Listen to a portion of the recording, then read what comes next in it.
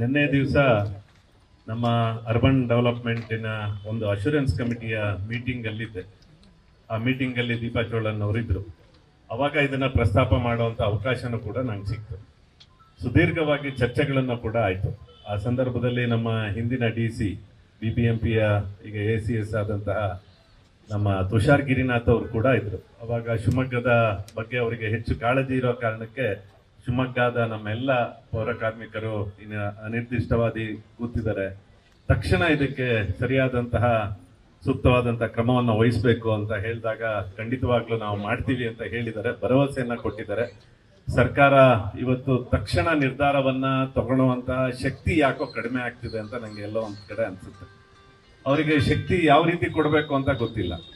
ಯಾವ್ದಾದಕ್ಕೆ ಇವತ್ತು ಹೆಚ್ಚು ಶಕ್ತಿ ಕೊಟ್ರೆ ಜನರ ಸಮಸ್ಯೆಯನ್ನ ಬಗೆಹರಿಸಬಹುದು ಅನ್ನುವಂಥದ್ದನ್ನ ಈ ಸರ್ಕಾರಕ್ಕೆ ಗೊತ್ತಾಗ್ತಾ ಇಲ್ಲ.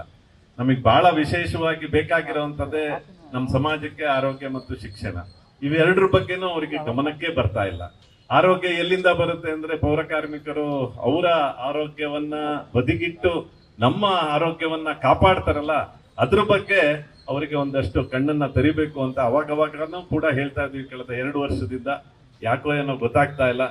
ದಯಮಾಡಿ ಈ ಸರ್ಕಾರಕ್ಕೆ ನೆನ್ನೆನೂ ನಾನು ಕೇಳ್ಕೊಂಡೆ, ಯಾಕೆ ಹಿಂಗೆ ಸ್ಟೇ ಅದು ಇದು ಹೈಕೋರ್ಟು ಎಲ್ಲದನ್ನು ಕಥೆಗಳನ್ನ ಮಾನ್ಯ ಅಧಿಕಾರಿಗಳು ಹೇಳ್ತಾರೆ. ಇಚ್ಛಾಶಕ್ತಿ ಇರ್ಬೇಕಾಗಿರುವಂಥದ್ದು ಈ ಸರ್ಕಾರ ನಡೆಸೋವಂಥವ್ರಿಗೆ. ಆ ಇಚ್ಛಾಶಕ್ತಿ ಯಾಕೋ ಈ ಸರ್ಕಾರದಲ್ಲಿ ಕಾಣ್ತಿಲ್ಲ.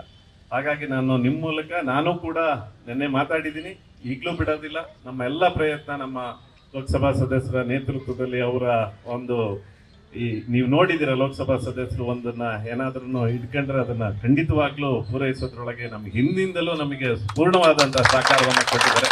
ಲೋಕಸಭಾ ಸದಸ್ಯರ ನೇತೃತ್ವದಲ್ಲಿ ನಿಮ್ಮ ಎಲ್ಲ ಅಳಲನ್ನು ಕೂಡ ನೀವೇನೇನು ಕೇಳಿದಿರಾ ಅದರ ಸಂಪೂರ್ಣವಾಗಿ ನ್ಯಾಯಯುತವಾಗಿದೆ, ನ್ಯಾಯಬದ್ಧವಾಗಿದೆ. ಅದಕ್ಕೆ ಸಂಪೂರ್ಣ ಸಹಕಾರ ನಮ್ಮ ಕಡೆ ಇದೆ ಅಂತ ಹೇಳಿ ನನ್ನ ಮಾತನ್ನು ಮುಗಿಸ್ತೇನೆ.